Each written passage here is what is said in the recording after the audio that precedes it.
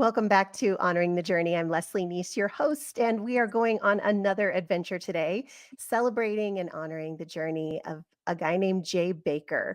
And I actually got his name from my friend Stephen Knight. You might remember the podcast I had with him a few weeks ago.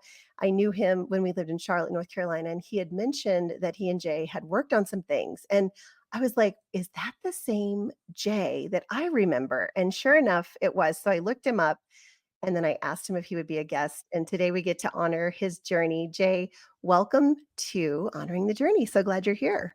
Great to be here. Thanks for having me. Yeah. Now, there's a couple of things about Jay I want to tell you about before we get started. You may remember him. Who knows? Well, currently, he is the pastor of Revolution Church, which is online. You can hear him every Sunday. He does little vignettes throughout the week. He's super involved in that. He's also an author and a speaker. And perhaps if you were in the same, I guess, generation or era as me and Jay, well, he's a little younger than me, but you may remember him as the son of Jim and Tammy Faye Bakker. And they were at PTL, which was right there in the Fort Mill, South Carolina area, right near where I lived. Yeah. We moved there just a few years after the scandal broke out. There was a big scandal. Yeah, it was quite an ordeal. And you were what, 11 or 12 at the time, I was Jay? 11 when it all happened. Yeah. I think it was like Fort Mill and Rock. I think Heritage is right on the border. Yeah, you were like So, right on the border of Charlotte and Fort yeah. So Mill. we were in North and South Yeah, Carolina at the same yeah. time. That was Kind of like Carowinds. just like Carowinds. Because I used to go to Carowinds and be like, I'm in two states at Yeah. once. Look, one My lake's in parents, there. they would have like staff day at Carowinds when I was a kid. My parents would, have Revolution PTL staff day there because they had so many staff members. And oh gosh, I loved going there. There was Smurf ice cream, so that was Yeah. my favorite. Been a long Yeah, it time. it was a magical little area, I'm sure, for you when you were a kid. That I mean, I've seen where PTL was, excuse me, in recent years, and, it's kind of overgrown and sort of well, when I saw it, was kind of abandoned, and it made me really sad because I remember seeing videos of PTL and Yeah. thinking, "Man, that's so cool. I wish I could go." And then by the time we got there, it wasn't there anymore, but There's they've built in some communities in there, like apartments. Like it's really strange where the water park used to be was on like this island in the lake. And they've built all oh. these apartments in the island in the lake. And I was like, and for me it's so bizarre. I was like, that would be almost like if I believed in hell, that's where it would be. Right there. And I would have to live within the broken dreams of my family. But one of the cool things that kind of happened after the fall of Heritage USA, there was a neighborhood called Dogwood Hills because there were neighborhoods at Heritage USA too. Mhm. And it ended up becoming kind of a haven for like single parents to Oh, like raise their interesting. kids and stuff, because it was affordable. Yeah, And so, it's a strange, it's really weird to go back to. But I bet. growing up in that, it was always strange going to other big churches because my dad would be like, "Oh, we're going to go to like some, Pat Robertson or something, or whatever," and then we go, and they would just be a church. Mm, You know what I mean? I'm like, "Well, there's not a mhm. hotel here. There's Wait, not a, there's they no don't have, water park and yeah, there's not roller coaster. restaurants. There's not a shopping area. Like, what do people do when they come here? Like to me, Okay. it was so weird So, because in Jay, my I would mind, be remiss if I did not ask you if you had seen The Righteous Gemstones. I would be I've only remiss. seen one clip of Oh, that, and there's a okay. clip where one of the intros, not the intro to the show itself, but one of the intros to one of the shows on the Yeah, show, yeah, very meta, is almost a complete copy of the introduction to Heritage USA's, like the Jim and Tammy show. yeah, And so I saw that, and I was really surprised how close they got to that. But I don't watch it. I don't even watch my yeah. dad's shows. I don't, for me, Kinda it's like, removed from it. yeah, it's there's a lot of pain. I mean, I Yeah. saw the Eyes of Tammy Faye documentary, and I saw the film, and Elton John and Jake and David Furnish flew me out to see the play, and when it was in London, that they're now going to be on Broadway starting in October. Oh, Uh, wow. yeah, so I got to see that stuff, but I don't really. Yeah, it's there's still a lot of pain there, and I I'm and sure. and so I mean, a lot of my work comes from that pain. Mhm. Yeah.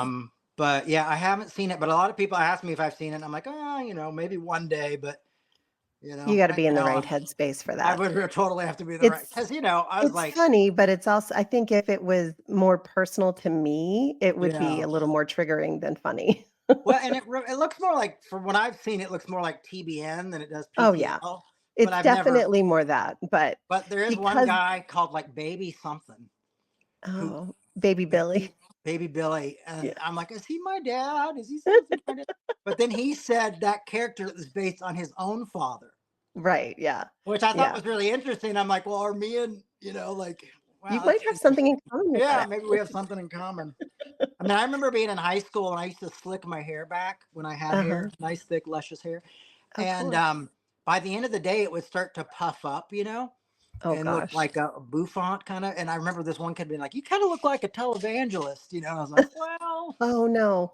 yeah, well, okay." Well, I don't know about that. Well, okay, so I I I li mean, I we're all like to televangelists now, yeah, yeah, you you know. kind of are in a I mean, way, and everybody's is.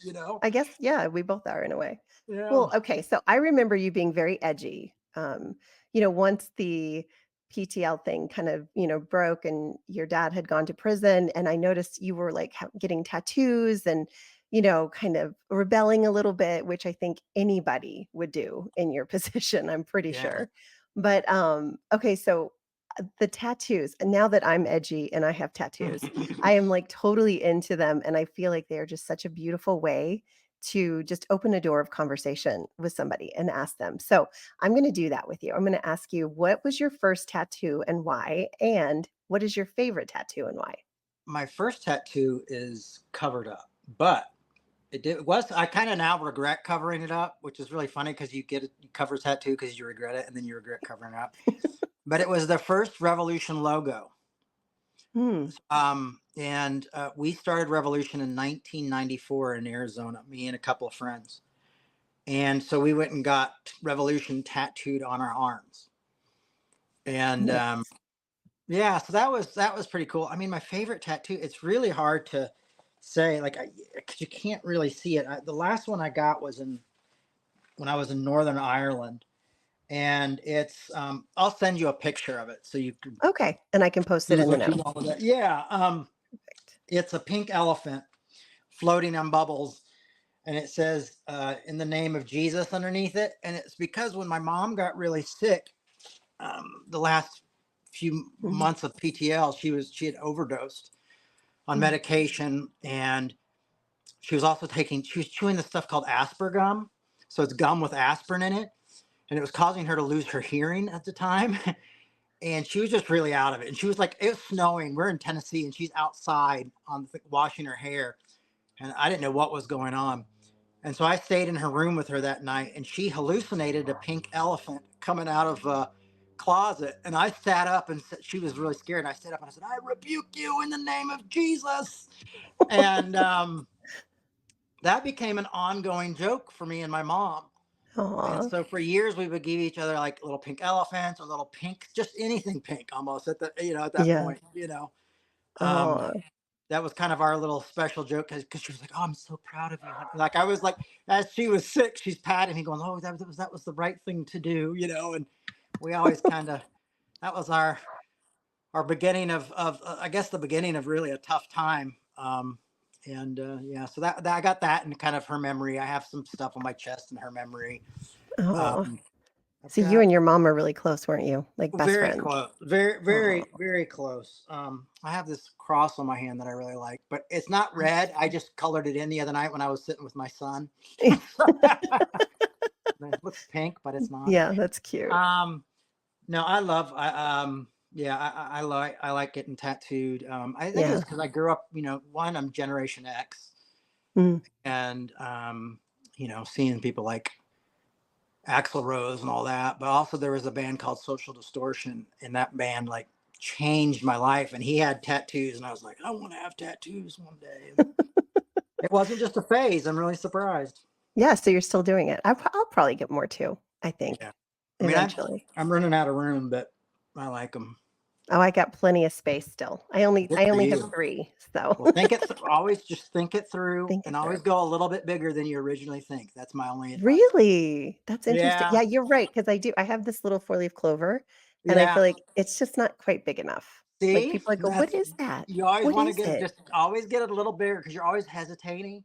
Yes, No, yes. and so I mean, I've got some funny tattoos as well. So I usually get tattooed when I have a Belfast tattoo because I go out to Northern Ireland a lot to visit my friend Pete Rollins, Yeah, and so I've got some stuff that's just silly. that's fun. Okay, so tell me a little bit about growing up. We just wanna hear about your journey. So you're the son of a preacher man and then ended up Hmm. writing a book called that, I think. Yeah, Uh, 20. tell me what it was Wrote my like. What do memoirs you when I was 20. Yeah, I mean, wow, that's Yeah. amazing, but you've also written a few since then, so Yes, I have. tell me about your upbringing, though. Well, it's very similar in some ways to a lot of people where you kind of grew up and you're like come home and think that the rapture happened and that type of thing of evangelical growth. That was one of the questions I actually have, like, circled is, like, ask him about rapture anxiety. Did you have that? Because I I sure did. And did. it's really strange is my parents weren't that big on it at the time. My dad's really become a conservative person. But Mhm. back in the PTL days, people don't remember my parents weren't as conservative. Right. Like they had, LGBTQ pastor on and interviewed. They had a Black Panther, one of the original Black Panthers on, and they did a lot of really edgy stuff, and so that was a bit different. But it was all the people they hired, you Mm. know, and so you get a lazy youth pastor who's like, well, let's just put on Thief in the Night, and so that's where you start to get that And I've so been left young. behind. Yeah, yeah. I mean, I have a 7 and an 8-year-old. My son's about to turn 9. Mhm. Um, and I don't really talk to, I mean, they've gone to a few preschools that were Christian preschools. Like one was an Orthodox church and they learned stuff there, but I don't really overly saturate them with that stuff because I felt like so much of that was programmed in my mind and I've had to spend years and years unlearning that. And now I feel like a Mhm. lot of my work is when I'm speaking to I debate with people all the time online and stuff, but when I'm like talking to evangelicals, a lot of the talk is trying to help undo some of that baggage and some of that literalism and stuff like that, and trying to, and I always make it clear, like, listen, I know this isn't easy because when I went through this kind of realization, you feel Yeah. betrayed, or you feel like it's a lie, or you feel like and Well, so and there's there's a lot to fear. undo there. Yeah, There's there is a so much lot of fear fear. because the stakes are so high, burn in And hell. yeah, yeah, and then you grow up and you find out that hell's never even been translated correctly. You know what I mean? And it's Mhm. 3 different words, and the word that they use closest to hell is from a Greek mythology. So like, well, Dante's Inferno. yeah, is Jesus talking about Greek mythology, or is it? So you have to kind of have those conversations. Um, Mhm. but yeah, I had security guards growing up, Mhm. but I was also really active with the plays. They would put on different plays during time, so I was always in Christmas plays, and I was an extra in the Passion play. I liked to. I'm very introverted now, but then I really tried to kind of be. And I had a lot of friends. And the great thing about Heritage USA and my parents worked at them, it was really integrated. It was black, white, Hispanic, Asian, and even different denominations. You sometimes see nuns walking through Heritage USA, and Oh, wow. so there wasn't a lot of that us versus them type of mentality. And of course, it was Assemblies of God, so women could be preachers. So I didn't grow up with all that like Calvinist baggage Mhm. or things like that, or like we were, Christian nationalists and I think that's Racist or yeah, no, no, there wasn't a lot of racism at Heritage USA Mhm. that I saw, because I had security guards that were black and white and all Hispanic. You know what I mean? I had people in my life, and everybody who worked there was like family. I mean, like BB and CC Winan got their beginnings there. Mhm. So everybody there was, that was the wild thing, really, about leaving that place. And after the scandal, was kind of moving into a world where you saw you became aware of the prejudice. You became aware of how people work with each other. So it wasn't all bad, I guess, is Mm. what I'm trying to say, is that there were things that, I kind of took for granted and went, oh, wow, they were really doing some things really right. Not everything was being done right, but there were things where it was so inclusive. And at that size, I think being the top of that denomination, being the top guy in that denomination. Yeah. I mean, him and Jimmy Swaggart were probably, neck and neck at times, but, they could get away with more, Mhm. and they did, they, they gave him an Mhm. inch and they took a mile. And, so you had Steve Peters, openly gay man with AIDS, interviewed by my mother. My mom did shows on like penile implants and things like that. Like she pushed, She went pushed, there. pushed. She went there. And That's so what it I was, love about her. yeah, it was really, that was a cool thing to grow up in. I mean, my dad was a workaholic, so Yeah. when I hear people say stuff about him, or even other preachers sometimes who've fallen or made mistakes, I know that my dad was always busy and always working and always doing a hard, you know what I mean? There wasn't like, I'm like, wow, if he was stealing money, I don't know what it was for, I mean, He wasn't spending it. for his watch and maybe some luggage, you know what I mean? Like, Yeah. because we were basically just, we were always at work. I mean, they did have two vacation houses. So, I mean, that's not normal.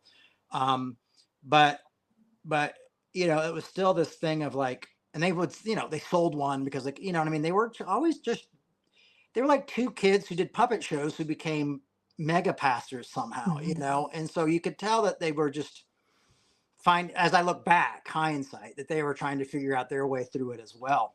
Yeah. Um, but yeah, so it was interesting to grow up. I think the hardest part was when the scandal happened and seeing how quickly people disappeared. When Jerry Falwell came into the thing, he like kind of told people like, you either get to decide with them or that. So it was like literally when Falwell came in and took over the place, legalism came into the place. A place where I think a lot of people have felt free before now became legalism and control and things like that. And I never saw my parents run lead from a need to control, or a need to make people feel guilty. Hmm. And so you had somebody come in and do that. So we weren't allowed to even I wasn't even allowed to play with some of my friends because of that. And then Saturday Night Live, The Tonight Show, Arsenio Oh, yeah. Hall, like everything, every place you could imagine. There was no way I could turn on TV. I mean, even the Golden Girls would have jokes and, things like that about my parents. So it was like constantly like we just went into this insane world of just like everybody hates us.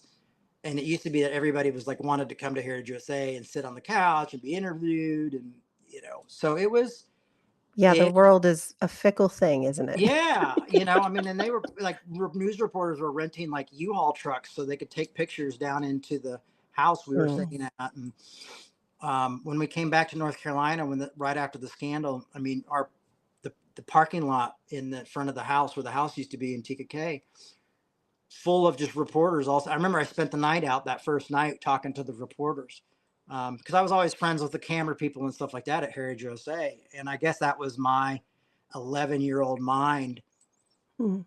trying to Man, cope, trying to find a way to cope with it. that is And so hard. so, I mean, to be 11, it's yeah, hard enough to be 11. You know what I mean?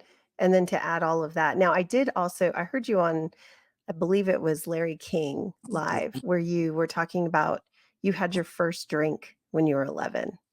Was it yeah. because of this? Was it, do you think Uh, that that sort of I think had it something was. to do with it? Well, I mean, it was alcohol Yeah. around, and I was young, and Mm. when you have that type of like, you're not supposed to do this, Of course, yeah. that's when it becomes like, oh, I want to do this then. Now I Why really not? wanna do it. Yeah. So Mm. that that came into it. But yeah, I mean, my parents were watching their whole world crumble around them. And and our generation of parents weren't the most hands-on anyway. A lot of us were Yeah, latchkey kids. true, And very so my true. parents are moving all around trying to figure out like, what do we do next? How do we fix this? And I was just drinking and smoking and doing all that stuff and trying, weed and acid and stuff like that over my teenage years. Um, but I was grateful because I did have some good friends through those times. It's the only reality I knew. But I mean, I also would know what it was like to walk into, like, we'd go to the grocery store, and then, right as we were checking out, all these magazines with my pictures, parents' pictures and stuff on them. Sometimes even me and my sister on them.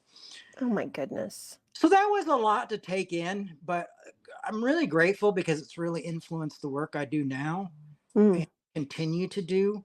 Um, I'm probably guessing that there's probably a lot of people who aren't grateful for it because I'm not into scapegoating. I'm not into, like, hey, let's make fun of mm, evangelicals, mhm. and scapegoat them. I'm really about kind of learning to take care of your side of the street, Yeah, exactly. and Yes. figure out ways to have difficult conversations and argue well rather than scapegoating or mocking or making fun of. Uh, Yeah, yeah. Well, then because I I know what wouldn't it's watch like. I know what it feels. Righteous Gemstones. I wouldn't do it. I wouldn't you're probably Yeah. never gonna be in that place, Jay.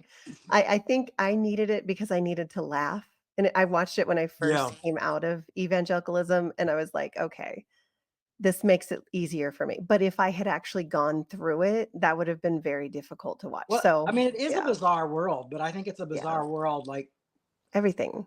I Yeah, mean, especially spent back then yeah. in the 80s when everybody was having these booms in their businesses and in their churches and all this stuff. Mm, And I mean, I remember asking my dad, I'm like, what causes you to kind of lose touch with reality? Because I was watching a televangelist one day, and he always wore white suits and stuff like that. And I was like, Dad, like, what's with the white suits? Why do you think he wears white suits? And he's like, well, son, he's like, sometimes you get a lot of people around you who just don't say no, mm, and the next thing you know, you look like an ass. yeah. Every thought you have is like everybody's telling you it's the Holy Spirit, Oh you my know, goodness. and he's like, and that's why you've got to be careful in that work when you become famous or popular, because people just start to be like, oh yeah, amen, Yeah, brother. pretty soon you're jumping on Oprah's couch like Tom Yeah, and then Cruise. years later, the people get mad and turn on you and be like, look at how bizarre, so it's Cancel, yeah. one of those situations. Man, cancel culture Weird. is so intense, and, like, I Yeah. I hate that you went through it at such a young age. There's one thing I'm thankful for is that you all didn't go through it in the internet age. You know what I mean? Like, it wasn't, like, that kind of Yeah, I culture. mean, I This think is it would have been intense. quicker.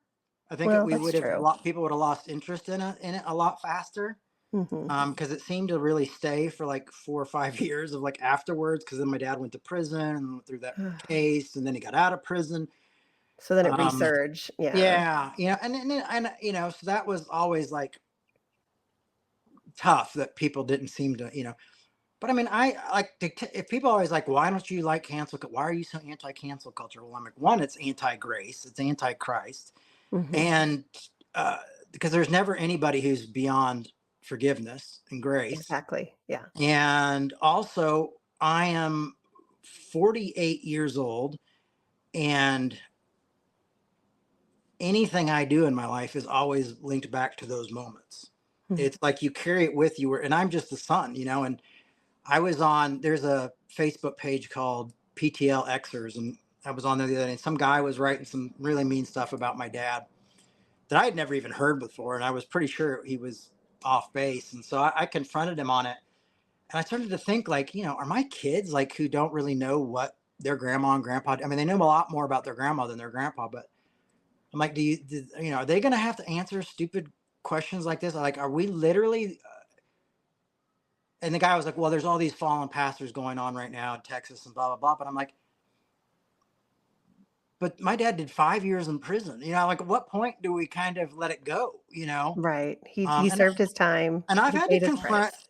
people in my line, my progressive people before who've like called out my dad recently because my dad's a conservative, Mm. and then said he's a ex-con, and I'm like calling him, going like, you stand up for like prisoners' rights and stuff. Why would you use my dad's prison as an example of why he shouldn't be trusted? Like, you're Well, saying but that it some people get restoration and some don't. aren't there a bunch of people, though, that are conservative right now who are ready to elect somebody who is actually a convicted con man, Well, like, he is right now? convicted. Yeah. Yeah. So, I don't know. Yeah. To me, it's like, okay, well, you're gonna judge him, but you're gonna elect this But guy I also president. reach out to those folks on the left and who say like, "Oh, we don't like him because Yeah. now he's convicted." But and I'm like, guys, we work for prisoners' rights. We work for people who we Yes. want to help them get Which justice. We yes. can't be using this part. It's Mhm. bad, but we shouldn't be using this as like the scarlet letter for them, like No. having to deal Yeah. with people who've had really bad situations and didn't have millions of dollars and went through the system. So it's complicated, but I think for me, I try to keep folks honest with like it with their work, and honestly, it's not usually that welcomed, unfortunately. That's why I really miss the emergent church. That's where me and Steve really got to know each other, Yeah, right. because we could all come together and disagree and really have like serious disagreements and still be in community. And And I still feel like understand that you're a human, you yeah, know? and I Yeah. think we've lost that over the years. I Yeah. think we've really lost that with so much of this online stuff, and it's so easy to vilify people and make fun of them, and you know, put your faith in politicians, left or right. I want to see humans come together. I want revolution. We really try to make a place where evangelicals can come and liberals can come and atheists can come, and we always say we're going to disagree well. We're going to disagree respectfully, and that's what we try to do in the chat board. Like I stopped doing it live a lot of the times because we got Mhm. so many trolls. Yeah, But yeah. even if I record it ahead of time, I get online and talk with everybody during the service, and we're always trying to look out for each other, and it's really wild because I have a diverse. It's not just a diverse. It's like a rainbow, but it's like diverse thinking. We often Yeah. forget that people think differently. Yeah. And to me, that's really important that we realize that, because that's really the way of civil rights and peacemaking. Mm. Is that we have to remember everybody has to have a place at the table. Mm. And that's difficult work because That that's the kind of work that gets you crucified, Jay. it does. I mean, like one of my heroes is this guy John Hume, and he's Northern Irish politician, but also peacemaker, who was really influenced by Martin Luther King. And he helped bring an end. It took him 30 years, but he worked most of his life to bring an end to the Civil War in Northern Ireland. The Troubles is what they were called. And it was, it was Catholic against Protestant, and there was also other reasons for it. It wasn't just that, but even, he was a Catholic, and even his house got firebombed by the IRA, which were Catholics. Because he's like, we all have to be at the table together. We have to work together. And people were like, did not like the idea of mixing these two folks together. Hmm. And but he was like, if we really want a peace, it has to be everybody's. Northern Ireland has to be, everybody has to be a part of it. It can't just be one group is in control, because that's where we continue to mess up and other the other. Yeah, scapegoat the others. Yeah, Yeah, absolutely. And it happens everywhere. And yeah, you see it a lot in the churches, unfortunately. It's like our way is the only way. We are the only ones with the right answers. Everybody else is evil. yeah, And I think that is such a divisive and really scary message it's a that very we scary buy message. into. We And buy into it. I grew up with the idea that the church was the only army that killed its wounded.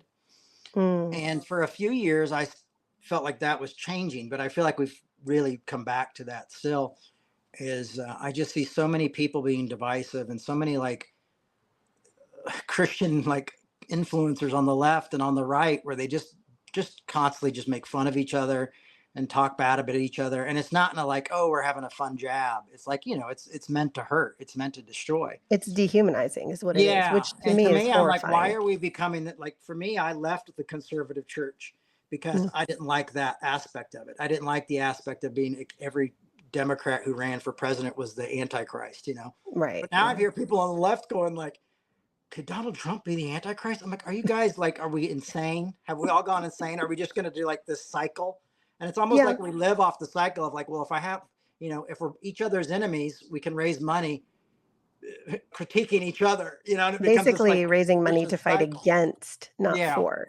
So You're trying to not let somebody else get elected more than you are getting somebody elected, yeah, which or just even your theology or your mhm, denomination or your things like that. It's like there's a lack of want understanding.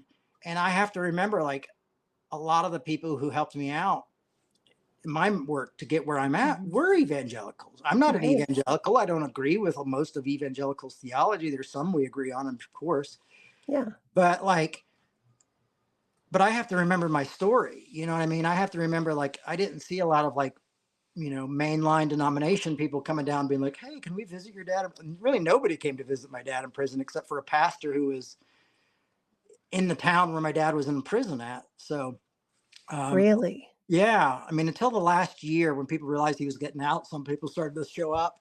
Oh, yeah. But it was really that was really tough too, is to kind of see, like, the abandon how easily we are willing to abandon others, and loving to dance on the graves of people even when they're still alive, Mhm. and not thinking of their loved ones or their family or the children or things that are involved like that. We've become very insensitive and intolerant towards one another. Mhm. And to me, that's just the end of that's like the church death nail in the church. I'm like, if we continue to get divided, we're already shrinking. So I Mhm. feel like it's like eventually we're all going to have to realize either we're on the same boat or we're sinking on the same boat. And that'll be the work that I continue to do, is trying to bring people together theologically, the theological differences with political differences, and try to not live so much in identity politics, and get out of that, and kind of do what the Apostle Paul said: there's neither Jew nor Gentile, male nor female, slave or free, we are all one in Christ. And trying to get people to think that way and not be so fearful of critical thinking. Is some of the stuff that I try to help people with, and that's all about, because it all started for me. It was all about grace. I mean, like, my favorite talk on grace is probably Paul Tillich's "You Are Accepted." Mhm. So we go through that once a year. We go through the book of Galatians, because the whole book of Galatians is Paul trying to bring Grace. Yes. a divided group Yep. together. It's a Mhm. grace book, and it's a rebuke book, and it's like a restoration book, and it's like, one moment he's like, I love everybody, I don't want to see anybody perish. And the next thing he's like, I wish they would castrate themselves. It's also a human book, you Yes, know. exactly. And so, that's what I like about that kind of stuff, is trying to be like, hey, how can we bring people together? I And love that, Jay, and I think it's really important, and as much as I hate what you went through as a kid and how you had to witness that, I see how it's actually given you such a perspective that you have the guts to do this, because you've been doing deconstruction long before this was yeah, ever a word, yeah, long before because now it's kind of a movement. When you were yeah. doing it, you were a lone voice. Let's just I be real. almost, and I was doing that in the evangelical church as well. Like, I Right. was getting in trouble at all the festivals I was going to. Usually I would get a talking to, or someone would pull me aside. I mean, I know so many youth pastors lost their job because they had me speak. It was really, I hated that. Um, Ugh. and so I was always pushing the boundaries. I mean, in 2005, I came out as affirming for my Right. LGBTQ brothers and sisters. Um, and none of this stuff is, I mean, my church is struggling more now than it ever has in my whole career. Mhm. You know what I mean? So none of this has been like trying to win influence and be popular and do all that. It's just really about getting the message of grace and love out there. And I think I really got that from my mom in a strong way, because she always loved people. People would come up and say mean things to her in public, and she would introduce herself and say, well, at least know me before you make fun of me. And at Mm. least let me introduce myself. And she was always showing Just a grace. strength, Yeah. which And to I me did. is such a strength. Yeah. It was strength. And I was not like, I mean, as a kid, I was like, why are you doing this? Like, I want to, like, hit these people and yell at these people. And she's like, that's not how. And my father was very similar too. So even when me and my dad have huge disagreements, Yeah. we don't talk very often, unfortunately. But when we do talk and have disagreements, I'm always trying to remind him. I'm like, well, you told me to forgive people. You told me to take the Bible seriously. And I'm sorry you don't like what I found out, the conclusion Yeah. that I came to, but that's where it's at. So, you know. Well, okay, so you were kind of running from it all for a while, right? As a teenager, kind of said, "I'm done. I'm not going to do this Christian thing anymore." Or did There's you? a couple Or times I ran from it, okay. uh, What got you to where you are now? well, for a long time, I thought God hated me, because I thought I couldn't do all the right things that these like the Assemblies of God doctrine taught, like this. And it was all about heaven and hell and all about being good and doing this, it was all about like, oh gosh, I mean, it was like sin management almost is what I Like the felt about it. checklist. Yeah. And I went and started Revolution with some friends, and we were like reaching kids that nobody was reaching out to and people who were falling through the cracks. But even a year into that, I felt guilt all the time. And so I left and I went back and lived with the family in Georgia that I was living with because my dad, the last year of his sentence, got moved to Georgia. I ended up living with a family, the Polks, and they had a church called the Cathedral of the Holy Spirit, another evangelical church, believe it or not, but it was a majority Black church, which was really great to be a part of. And I went to school there, but after I left and my dad got out of prison, me and my dad realized, like, I had my dad on a pedestal because I was waiting for him to get out and come home. I mean, I was 13 when he went to prison, and I was like the end of 18 when he was coming out. And so when I did that year, and we didn't get along, so my dad sent me to Arizona, and I started a church. Okay, so I started a church with 4 other people, ironically. But after that year, I started to feel guilty all the time, and so I moved back to Georgia with that family, and I got a job at the Gap. They were doing ministry, and I was like, I don't know if I want to do ministry anymore. Can I ask what you felt guilty about? What was going on in your little heart? Everything. I drank, I smoked, I had all these temptations, and I thought they were all separating me from God. And I Hmm. remember I told my buddy D.E. Polk, I said, I feel like God hates me. And he goes, what you're doing is you're making Christ's death in vain. It's like, what the hell does that mean? And he goes, you're trying to earn your salvation. And I was like, well, I mean, isn't that what you're supposed to do? And I thought he was just condoning his own sin or something. You know what I mean? Like that Yeah, was yeah. the good evangelical in me there, at least. Like, oh, you're just getting rid of your own stuff.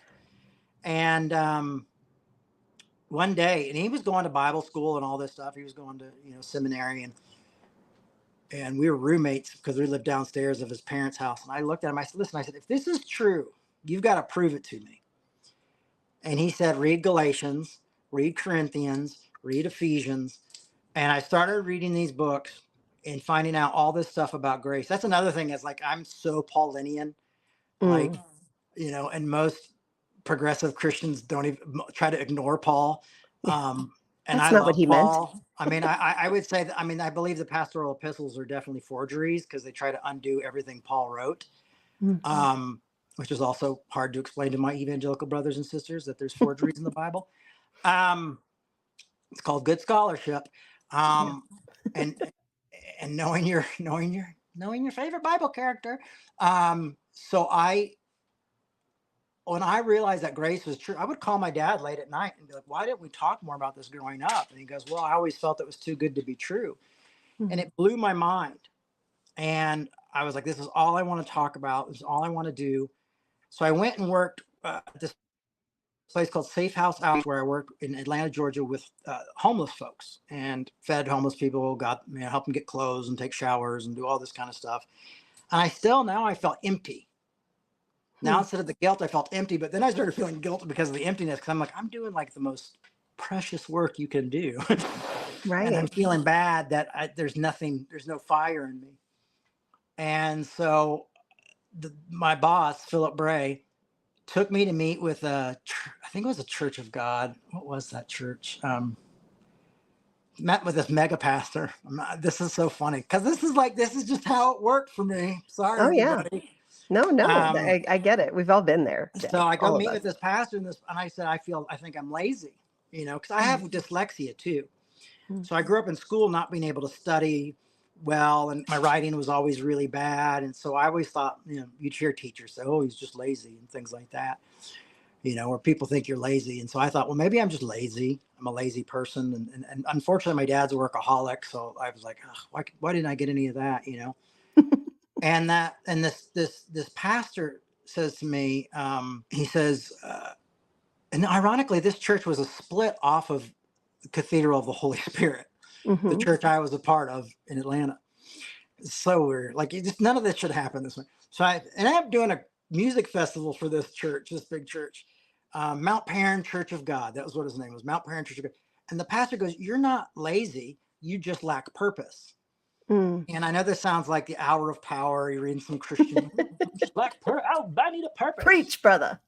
And I said, and I went home and I knew what my purpose was. I knew my purpose was to tell people about grace and do Revolution, the church I had started with my friends. So I called them in Arizona and I said, "I know that this break was bad. I just kind of left suddenly."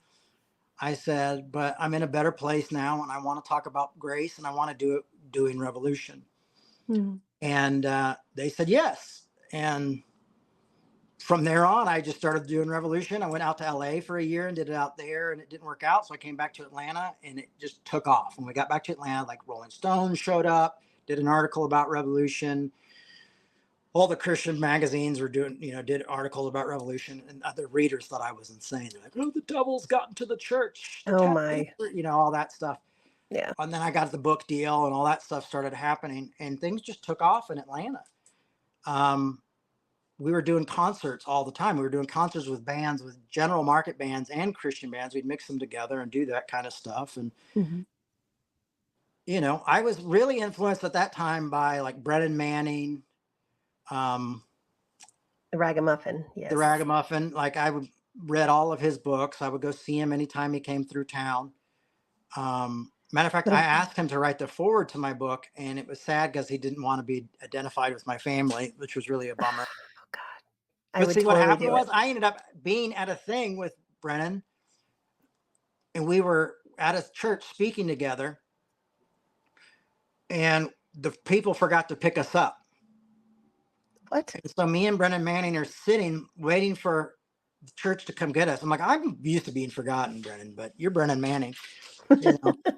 And I'm like, and I told him about the book forward and stuff, and he apologized in a very sweet way. And I was smoking a cigarette, and we were both drinking black coffee. And I asked him if he believed in hell, and he goes, "Oh yes, I believe in hell. I believe it's empty." I was like, "Oh, interesting." And we just chatted for a while. And when he passed away, he had done basically a book called "It's All Grace," where he just admitted to like lying a lot of the times and doing some things that weren't completely above board and this stuff. But he had asked to make sure that I wrote something for the book. Wow. So, That's it's such funny an because I honor. got these tattoos on my wrist that say "Broken Outcast." The day I got the call saying Brennan Manning wouldn't do it, because I was like, "Here's the guy, my grace guy, and he won't be identified with me." But that came around, it all comes around in time, and it, came through friendship and getting to know him a little bit. And not demonizing him for feeling that way. Yeah. No, and not demonizing him when I realized that he was struggling with alcoholism the whole time and all that stuff. And I wrote, one of the things I wrote in the book was, I said, "This is the grace we all fear. This is the grace that people are afraid it'll give you a license to do anything, or you make mistakes and things like that." I'm like, there's a reason he preached grace, is because he felt the need of it so bad. Like, he probably had this war going on inside of him constantly, and grace was the answer to that. Makes total sense. Yeah. So for me, it's been a really strange trip. Like I went from making a living speaking at all these festivals and all these things to the day I decided to become affirming. And I mentioned it to our church. I mean, there's a lot to that, but I'm just giving you the shortest version I can. Yes. All my speaking engagements were canceled. Really? Just completely. Like, I mean, there was not Twitter at this time. There might have been MySpace, so maybe somebody MySpace it, I don't know, but there was no Twitter and there was no Facebook. And it spread like wildfire. And they were doing a documentary about, then this group that did the Tammy Faye documentary wanted to do a documentary on my working, punk rock stuff and stuff like that. And they just happened to be there when all this was happening. And they called all these churches to ask them, "Why aren't you having Jay?" None of them would say it's because of his theology. They would just make up different reasons. And they would, no one would be interviewed. Everybody was like, "Oh, we don't believe in that, inclusive gospel, but we also don't believe in telling you we don't believe in that." Well, because And once you say it, then people come up against you. You know what yeah, I mean? so But everybody wants to kind of stay in that safe place. yeah. And I get it. I mean, my parents were terrified. I mean, my mom's like, "Why don't you just do it and not say it?" You know, she's like, "Because the church is going to come after you." My dad said they're going to crucify you.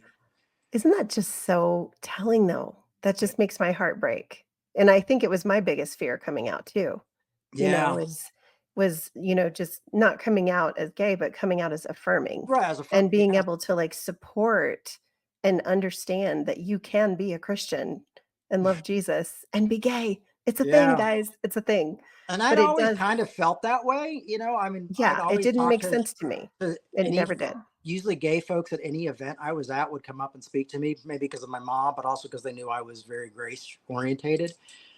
Um, yeah, so that was a really wild trip. And so then I start speaking at more progressive churches, you know, and one of the first progressive churches I went to, and this is why I always was like, I always have a hard time with church on both sides of the street. You know, I'm finally speaking again. I speak and do this talk, and I get down, and the pastor is upset at me. And I'm like, why? What have I done?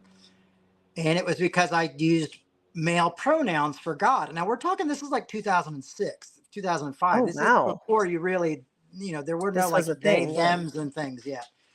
But this was a church that was, I guess, early on, and they were upset at me. And it was just like one of those things where I was like, I've just given up everything, you Mhm. know, and I'm just trying to do the best work. I mean, it would be nice if you pulled me aside and said, hey, this is something you might want to think about, instead of like getting angry at me. And I'm like, I was reading from the New Living Bible at the time. I use the NRSV Mhm. now, but I'm like, I was just reading the scriptures word for word, you know? And I mean, it wasn't a big deal, but it was just one of those things when you're so beat up and you're so tired and you're just doing everything you can. And my mom was really sick with cancer at the time. And it really was strange to see how many people were more concerned about my theology than my sick mother when it Mhm. came to me. That was really tough to see. Um, Also, over the years, all the progressive people who are all now affirming would argue with me and were afraid to become affirming. And I mean, if I named names, and I won't because I have respect for these people's legacy, people would just be like, oh my God, really? Are you kidding me? And people being like, wow, should I wait until my book comes out and then say something and to get all the best sales? I mean, these are people who you Uh, think of as saints. And gross.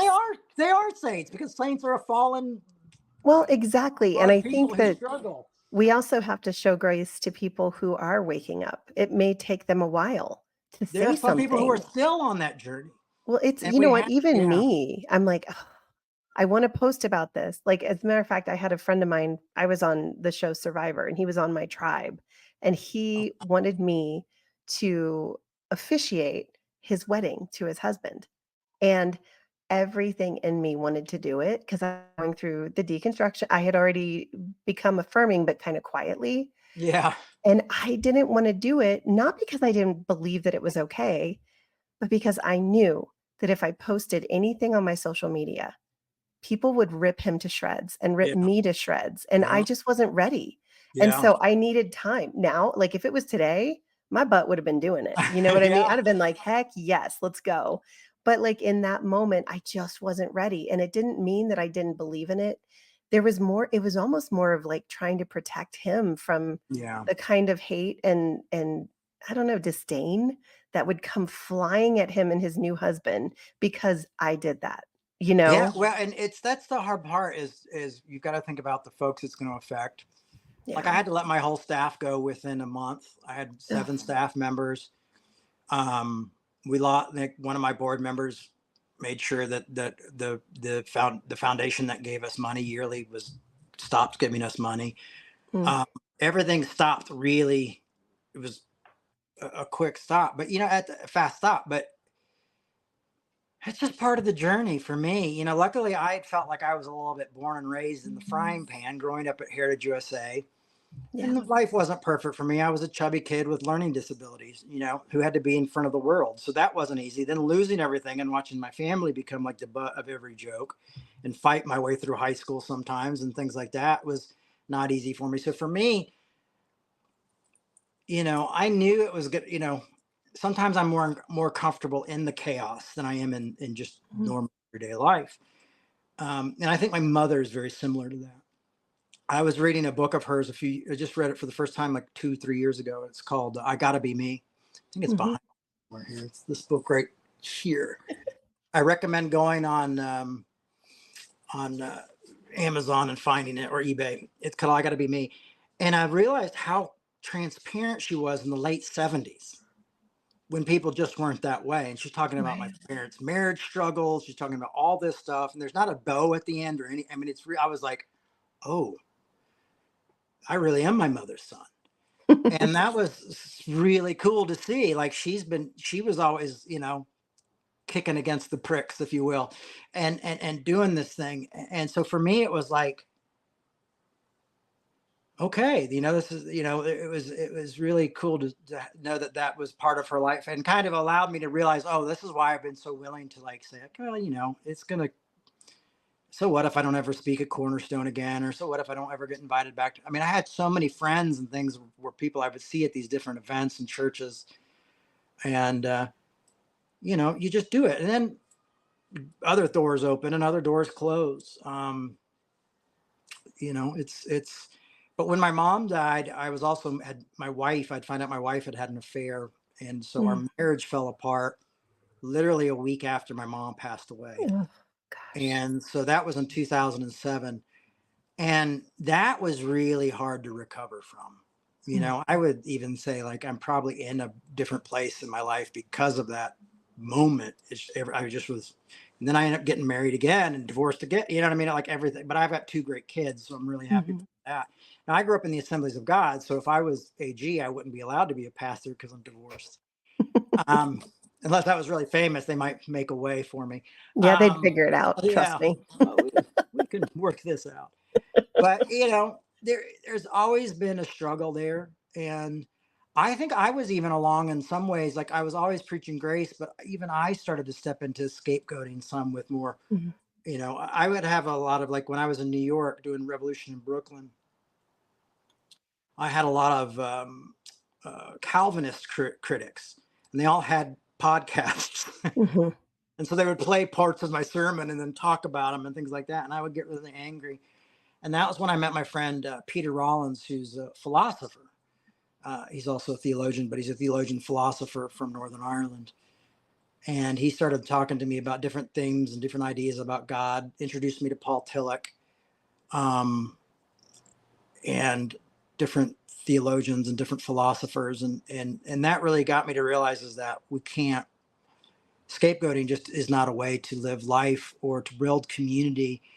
I remember when that guy who wrote I Kissed Dating Goodbye came out and Mm. apologized for it. And I remember reading all these things like, well, it's too late. He already did the damage and blah, blah. And I'm going like, it's never too late. You Mm-mm. know, um, that's just not how we build a movement. You don't build a movement saying like, oh, it's too late. You should have asked for forgiveness earlier. That's not how Christianity, that's not the facts. That's how people work, but that's not how the faith works. And so, for me, grace is always anarchy, because it's always like this concept of like it doesn't obey down to any rule. Like it's going to be anarchy to my rules. You know what I mean? Like this was who deserves grace, because everybody wants to put an asterisk by grace.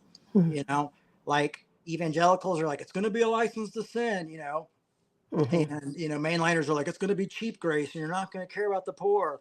What And about his justice? Yeah. yeah, they Yeah. love his justice. Oh, God, they yeah. love his justice. Yes. And Why what about the fear of God, is the beginning of yeah, and wisdom? then It's like not realizing that it's awe and wonder, and that perfect love. Also, not saying that perfect love casts out all fear. And fear. if you're still Yes. afraid, then Ugh. Christ has not been completed in you. You're not So experiencing perfect love if you're yeah. afraid, And period. then these are the same people who say there's no contradictions in the Bible, and I'm having to be like, well, you just use Mm. this verse, and now I'm using a verse that doesn't Yeah. line up with that Doesn't verse. So you quite better line figure up. this out. Um, It's a so lot. it's a lot. It is a lot.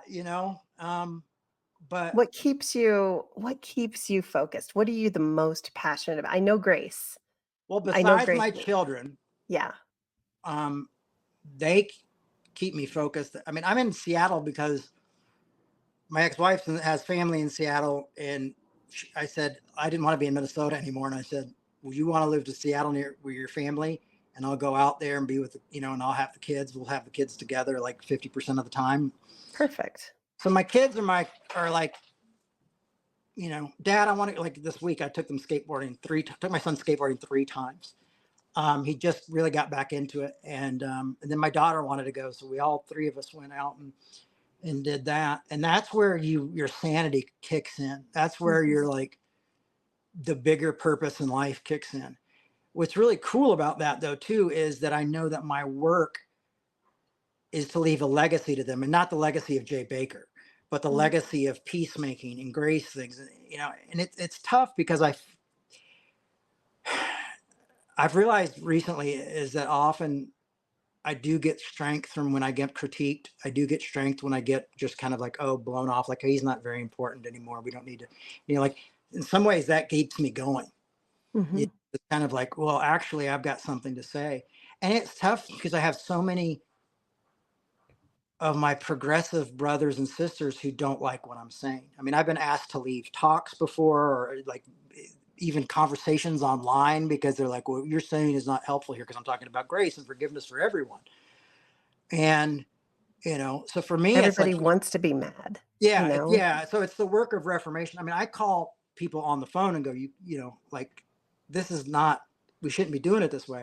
And Mhm. unfortunately, usually it gets them more mad. But there's been some people who I've been able to talk to, like,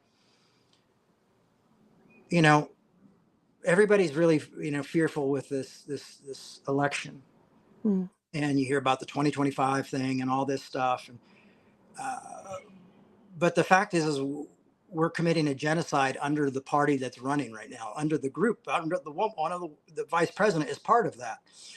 And so I'm saying we got to talk about this. We got to make it clear that there's a problem here.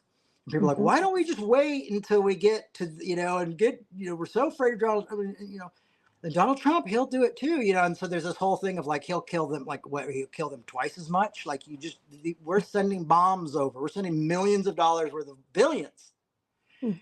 you know, and we need to be able to hold our side accountable, And so I've had a lot of conversations with people, and I've seen some people's hearts really change and see that, I don't want Donald Trump to be the president, but I've also been a lifelong Democrat, and I'm really upset with my party. I'm really Mhm. upset with the Democratic Party. I see dead children every day, killed by money, my money and your money and everybody's money that in the United States that pays for these bombs to go over there and bomb innocent men, women, and children. And so I have to decide, who do I follow? And I have to say, well, I'm like Paul, I follow Christ. There's nothing, I don't really have anything to boast about except for what Christ's work in my life. And it sounds so churchy to me to say that, But it's true. I but mean, it's it's true. true. Yeah.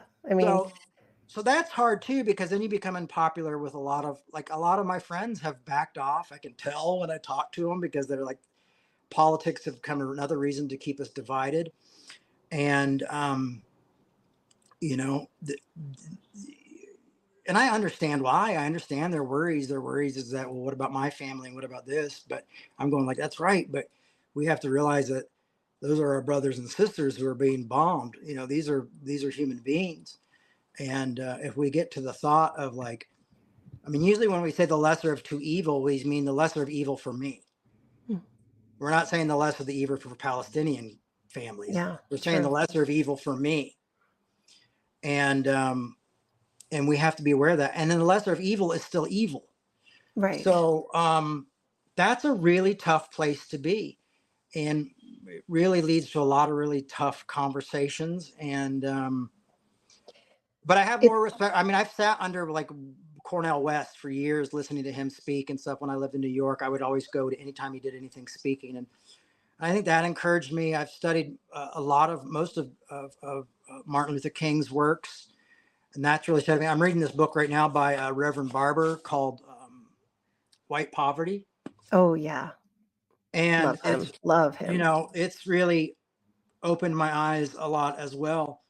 Mm. And he talks about the fact is, I'm going to just read something from this. I think it's really interesting. Because as long as Americans can be divided by identity politics and cultural wedge issues, there is not a single political coalition that has the power to change how we think about poverty, and thus what we can do and what we can do about it. So he's saying, like, unless we get to there's neither Jew nor Gentile, there's neither black nor white or Republican or Democrat, if we don't get realizing that we all have a common need, which is to work a job that allows us to pay our bills and to feed our families. Like, if we were able to do those things, these conversations might be less intense. Mm. And but that's Do going you to think that's require all those possible, choices. Jay? Do you I think it's have ever going to be to. possible? I have to, because that's Mm. what wakes me up every day. Besides Mm. my kids, when I have my 50% time, that's why I do Yeah. the videos I do. That's why I spend all my time reading books. Um, that's why I go over every possible scenario I can think of at night when I'm laying in bed about what's going on in the world and how do we fix these problems. That's why I read that's why I read Martin Luther King constantly. That's why I read all these books about Northern Ireland and John Hume and the peace process. And you probably could have said to John Hume, do you think that's possible? Like, your own people just burnt your house down, or Dr. King, they just burnt your house down. Do you think it's possible? And, one of the things he said really stuck with me is that Jesus said, love your enemies, but he didn't say like them. And let's be Mhm. really grateful that he didn't say like them. We don't have to like what they do. And so we're not saying that we're going to all have supper together, Mm. all of us who think differently. Kumbaya. But I think people are going to have to be willing to make Mm. sacrifices on all sides, and that we also will have to be tolerant of evangelicals who aren't tolerant necessarily. But if we can have conversations and say, like, could you not trust the Holy Spirit rather than trying to legislate your conviction, and have those kind of concepts of, like, what if we're the majority and we legislated our convictions? You know what I mean? That we're going to have these conversations. We have to talk about why gay rights are civil rights, you know? 100%. And so for me, I have to believe it. I have people all the time say, you don't really believe this stuff. What do you think it's going to be?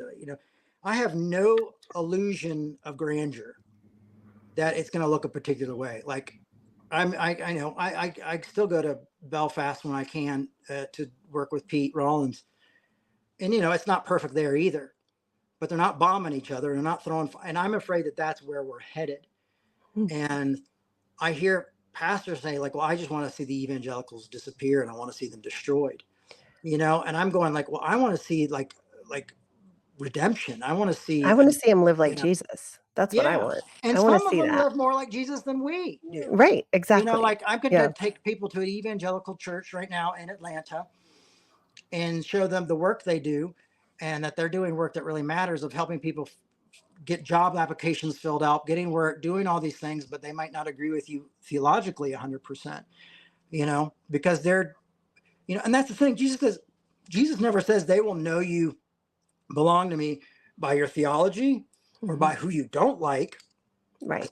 Jesus says, right at the Last Supper, they will know you belong to me for your love for one another, or by the fruits.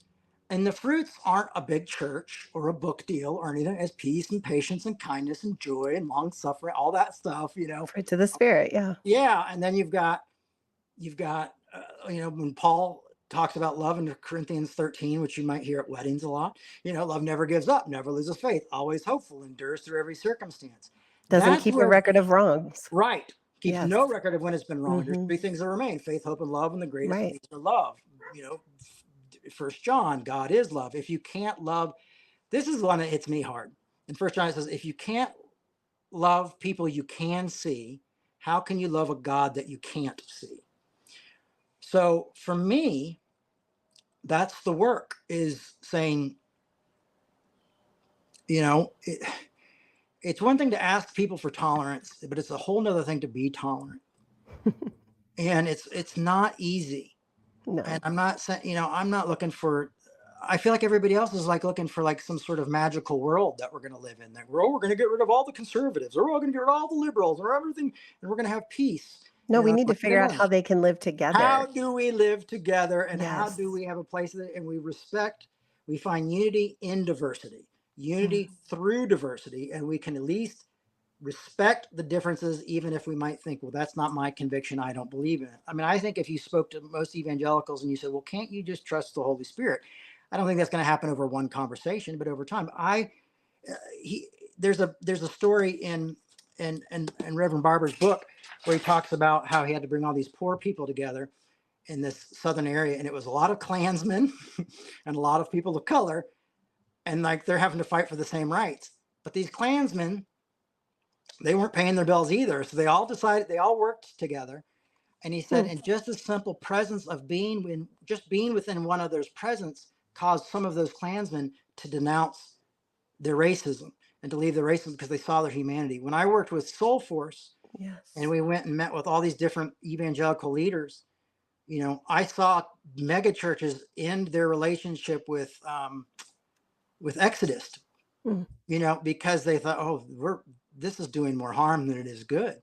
Through our conversations and through those times together and through sitting with people with, families, and they know they have LGBTQ people working for them. They just have a don't ask, don't tell policy. I mean, that was how it was at Heritage USA, I'm pretty sure. And so for me, it's learning how to evolve and together and realizing that this life is complex.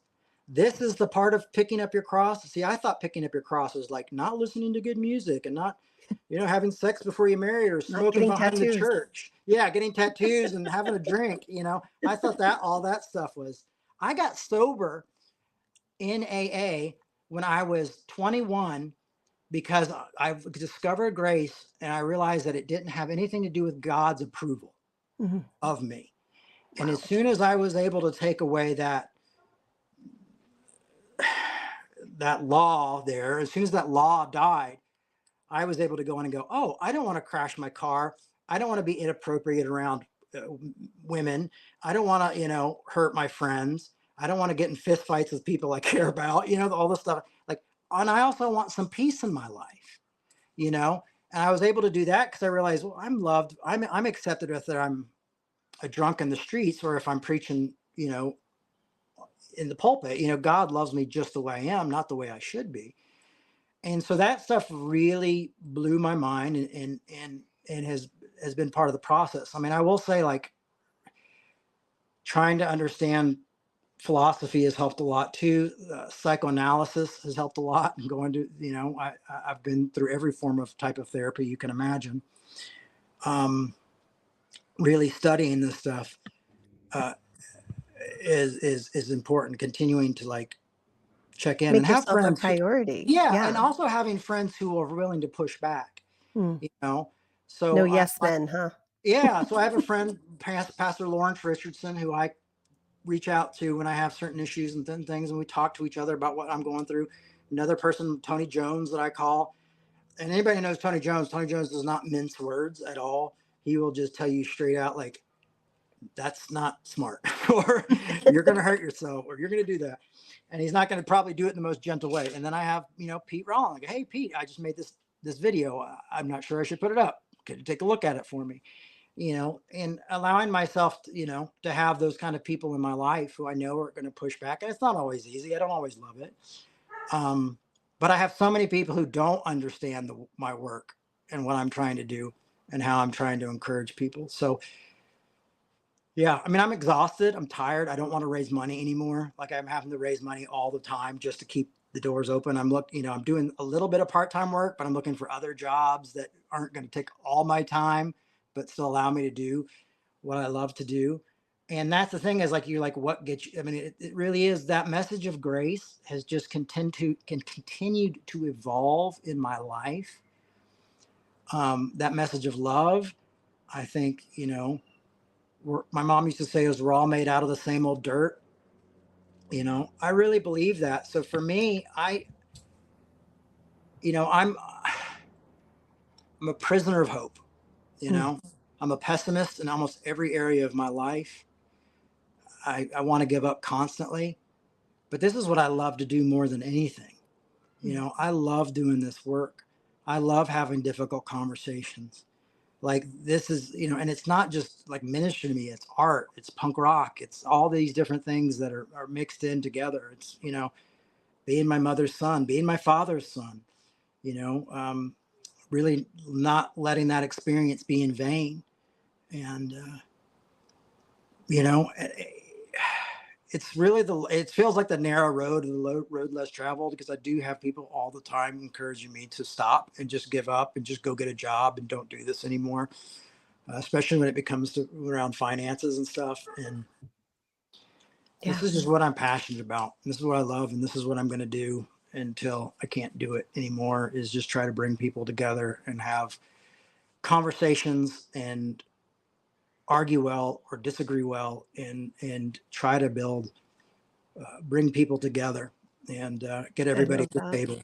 So that's That's beautiful. And no it's big deal. actually no big deal. MBD. No, Just trying but to what do I another do, reformation here. no big deal. Just trying to reform everything in the world. Um, well, I will tell you that's why I do this podcast, is to give people like you a voice to be able to share their journey so that people can start to listen. I think that's what we don't do well, is we don't listen. Yeah. We listen to argue, to find something that we can, oh, that's my in. Now I can really show them what the truth is. My whole goal is to show people, like, listen and just shut your mouth, and then when you're finished listening and you've looked this person in the eye, then tell me something didn't change. Just like the Klansmen and the Yeah. African Americans together. You know what I mean? Like, they were looking each other in the eye. You see a soul, you see a human being. It's so easy to be angry when you don't connect with somebody on a human level and they are just an object of your hate and your disdain for something. And a lot of times it's because it reminds you of who you used to be, Yeah. you know? And then you've For been along with me, it so long. oh yeah, I mean, I went through my anger phase of deconstruction. I did. And it was ugly, it was weird. I didn't know what to do with it because it's not who I am, Yeah. but I had to go through it. Yeah. And there are still days where I get mad, but Well, I mean, I I think would we say, all, yeah. I mean, I think that's the thing, is we got to allow ourselves to be mad. I was having a yeah, conversation with somebody just yesterday, and it was somebody who I really respect. And I finally had to say, hey, I had to DM him and say, listen, my temper is getting the best of me. So I need to step back for a few hours, and can we pick this up later? And beautiful. I'm Perfect. usually really good at controlling my temper in situations like that. But for some reason, I realized it just like the rope was out of my hands, and I was like, oh, and But you did control it yeah, because you didn't lean into it. You acknowledged it and you said, "This is gonna happen if we keep going, and I know I don't want that because nothing productive comes from that." So in a way you did control it, so yay. That's thank you. actually such a great response. I love that. I'm gonna write that down. Oh, thank you. Yeah, and he respected, and he totally understood. That was the cool Yeah, thing, is he wasn't like, right. oh, buck up, buddy. Like he was like, oh yeah, man, I totally get it. And so that's I hope we can do more of that. Yeah. I really do. Like I said again, I really do miss the emergent church. I miss having a community that I could see at least twice a year, and people we could really disagree well and better. And then, it would even be like if you're having an argument with someone online, you'd meet somebody who's like, oh, I know that person. And I think you guys would actually be friends, or you could actually have this Yeah. conversation, and set that time up. I mean, like someone like Brian McLaren sitting down with Brian, or Nadia Bolts, or folks like that, they could really, So great. they knew those people, and we could have those conversations. Mhm. And so that's the hard part, is when movements just move, and then they have to stop. They stop for Mhm. one reason or another. But I Well, I hope we can commend have you. more of that. I think I'm with you. It's funny, the only reason I said, "Do you think it's possible?" is because my husband is constantly like, "What are you doing? Do you Yeah, really think that this could work?" And I'm like, "I don't know, but I know that if I don't try, it definitely won't." You have yeah, to give it a shot. And listen, I am with you 100%. I'm not trying to get kumbaya. I'm yeah, trying to help people understand that these are human beings that you're angry with. yeah, You know, I get just as mad about some of like when the Christians got all mad about the Olympics, I lost my mind. I was like, I yeah, cannot believe this. Please stop embarrassing Christianity. Stop it. But I just thought, okay, Leslie, that would have been you. Like, I have to just like slow down. You would have done the same thing probably 12 years ago. You know what I yeah, mean? You would have yeah, done the same thing. You would have been like, I'm so mad. I'm such a victim. And yet, like, now that I've come to this place, though, do I really want to spend my days being angry? Because that's what I yeah. came from. I'm Well, tired of and I being saw mad. people who took their anger and was like, well, now we're going to make fun of the Christians who were angry Right. about it. You know what I mean? And it's And easy I to do that. purposely, I purposely just avoided it, because I was like, Yeah. again, it becomes this idea of, Look at how Us they're versus them. doing it wrong, Yeah. and look how we're doing it right. We're I think so right, and they're we so realize that wrong. is when we're Yeah. mocking people, Right. it's often just projecting onto them our own Exactly. reality. But I And do think it's possible, but I do think it's gonna take, people like you and me and people who are, making those it's a sacrifice because there really is a lot of, a lot of people are gonna go up against it. And a lot of people are gonna think you're nuts. And a lot of people are gonna think there's no way. But you know what? There's a lot of people that thought that about Jesus too. His whole message was this. well, and that's And why I like artists as well, because there were yeah, artists who people said you're crazy, you're never going to amount right. to anything, or musicians and things like that. Them that Mhm. were one in a million. Right. And for me, I believe things like that can happen. Um, you know, I I read that John Hume book. The sad thing was is he spent 30 years of his life working on this, and as soon as like the Good Friday Agreement happened, which was the peace agreement, um, he started to get dementia and couldn't remember his own work. You know, and for me, life is always full of sad stories. Um, to me, like watching my mom's dead. My dad doesn't talk to me anymore. Me and my sister are estranged. So for me, it's like, you know, I see a play about my mom being made, and I'm like, that's really great, but I know how it ends. But then again, does it really end that way? And so that's where you just have to do the best you can. And I'm going like, okay, well, why is Elton John doing a play about my mom? Because she has showed love to people. Why does Jessica Chastain want to make a movie about my mom? Why did all these like these guys were in World of Wonder, who are like majority of the gay folks who are gay who work at that company, and they do like RuPaul's Drag Race and stuff? Why do they want to make something about my mom? And it's because she loved people. And I'm going, well, my mom is known for her love for others. And that's the very thing that Jesus said people would be known for. You will be my followers if people know that you love one another. And so for me, that's the goal. I just wish there was a way to more communicate it more when I'm dealing with my critics on either side, to be like, I'm not arguing with you so I can win. I'm arguing with you because I want us to find a better way to love each other, you know. I love that. I'm so sorry. My dogs are barking because there's a storm coming through. They don't No like when worries. it rains. They're like, Get we're in Utah. This should not be happening. it. Oh, hey, Anyway. do you know the guy, the guy, McClellan, Oh, Dan Dan. McClellan? Yeah, I mean, I know of him. I have not met Because him. he's there. I Yeah, think, I know. I need yeah. to I'm gonna pin him down. Well, So not pin, not he's really. great. Like I Fantastic. sent him like messages and said, hey, I always do this study through Galatians every year. And I said, we ended up doing 16 weeks through Galatians this last time. I mean, it's what, 6 verses? I mean, there's 6 chapters. Yeah, he's And great. he said he recommended the books. He recommended like 3 books. I got all 3 books, went through, did a really deep dive, deep dive. Oh my goodness. And well, he's just like, I don't know him. I don't know. I mean, if I saw each other on the street, he wouldn't recognize me, but we've talked just in like DMs and just like, hey, I have a real quick question. And he goes, and so to Wow, me, that's so people nice. like him are making a huge difference too. And it's really funny. I remember when he started, and I was like, this guy's a Latter-day Saint. This guy's a Yeah. Mormon. Oh What no. does he know? He's Yeah. such a good scholar though. And Like he knows the Bible like the back of his hand. he's an Like I would amazing trust scholar. him before I'd trust some others that I've Yeah. known. I mean, But yeah. I don't like apologetics. So Yeah, me neither. I I'm like not about that. scholarship. And I don't think people need to be good scholars in order I to am be, so or sorry good about my Christians to be dog. scholars. No, that's okay. I'm so embarrassed. Half the But time I got somebody mowing the lawn out by my house. So that's well, not. I mean, today, like, I don't know if you noticed, Jay, I was using the mute button a lot because I had my neighbor was taking his kids on a ride on his little motorcycle. Yeah. Grrr, and then, the mail truck came, so the dogs were barking. I was just like, are you kidding me right now? But this is Sometimes what you just happens. have to embrace it as well. You know what?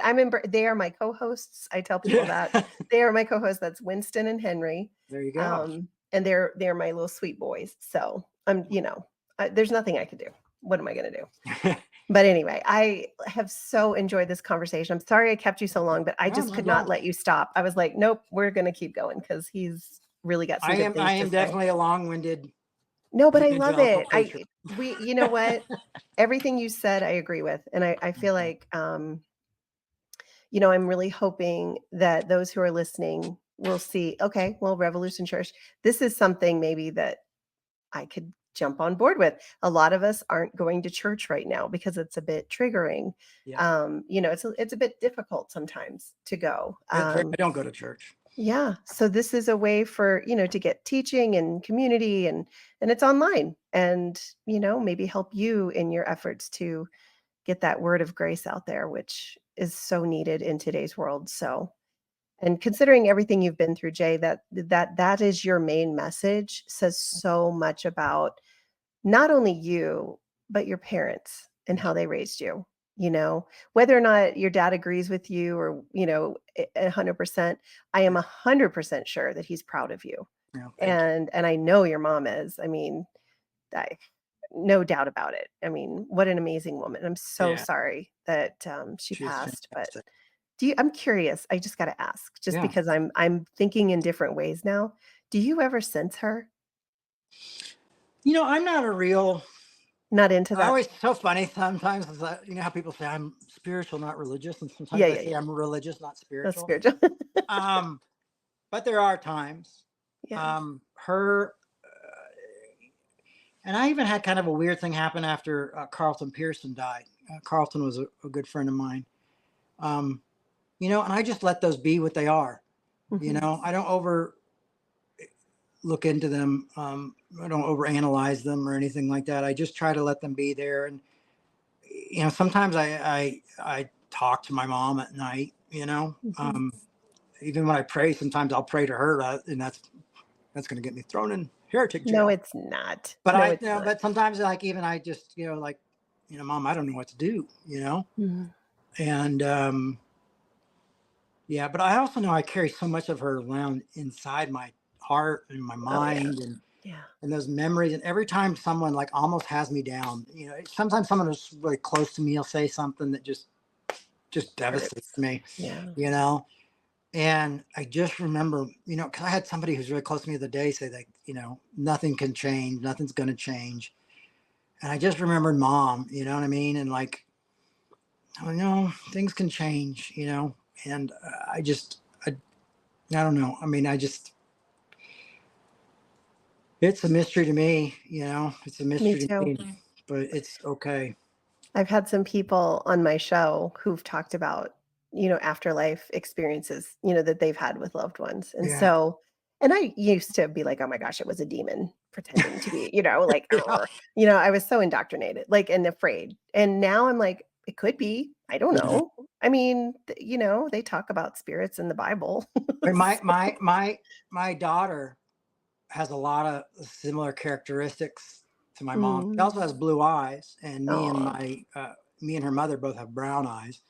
My mom had blue eyes. Um, so there's even little glimpses I get of my mom within my daughter, that's fun. and being a girl dad and getting to go to some of those places that I used to go to with my mom when I was a kid, and That's so cute. I love that, and Yeah.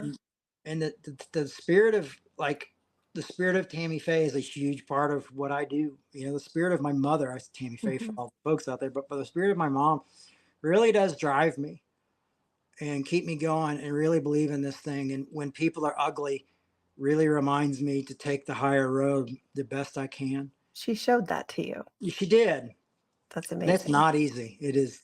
I mean, especially considering what she went through, Yeah. for her to still continue to do that showed me a lot of, that grace is real. Yeah, and it doesn't mean that people aren't going to be mean. That's the thing. Is Right. I think a lot of people think it's going to like somehow not, it's going to fix everything. No. Sometimes people will just be like, "I still think you're a son of a bitch," and you just kind of Yeah. got to like, Okay. yeah, you got to realize that, like you said, like it takes people to get time to get affirming or to Yeah. understand different theologies or deconstruct or It's things a like that. You process. just really have to realize, like, okay, they're in a different area, they're in a different Right. journey, and they're in a different place.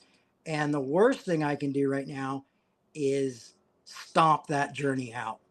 You know, Mm. like I remember, like there's a Christian festival that this kind of progressive guy was speaking at everybody likes, and and he hadn't come out. He wasn't gay affirming. I don't know if he's gay affirming now, but everybody was like protesting him at this Christian festival. That was a progressive Christian festival, and I was just like, "You guys look so much like evangelicals in the '90s. It's Right. insane."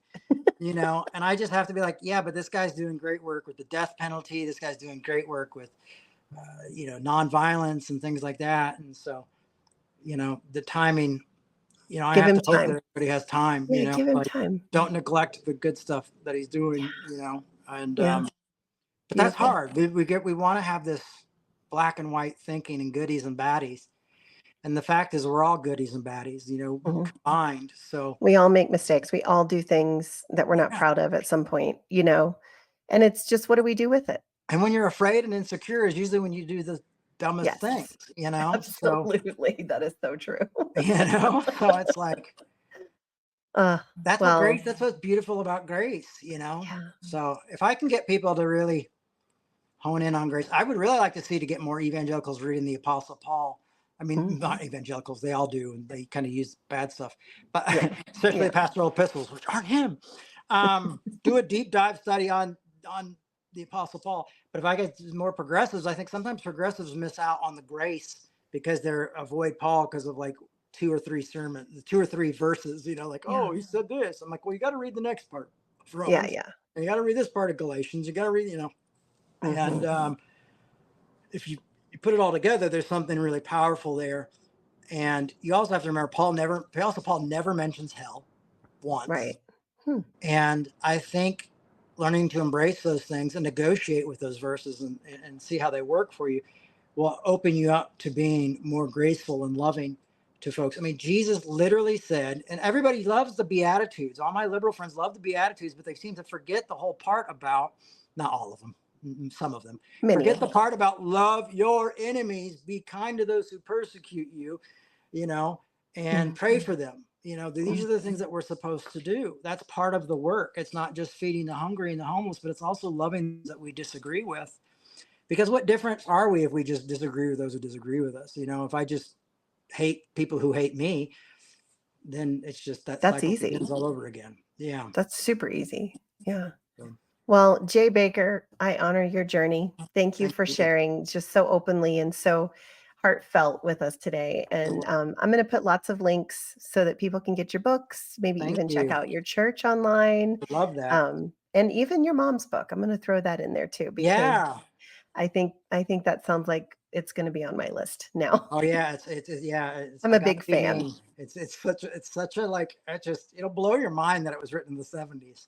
I love that. Well, Like I I'm felt looking like I forward was to getting being my mind blown. punked or something. I'm like, is someone put another book in here? No. Did somebody change this? What's going on Yeah. here? Oh my gosh, The the glitch in the the new matrix. updated version. Yeah. Anyway, well, thank you very much, Jay, and thank you. And is there anything else that you wanted to say to my listeners before you head out? Uh, just just be patient with each other. That's it. Just try to be a little more patient with each other. It's it is progress, not perfection. Mm, love it.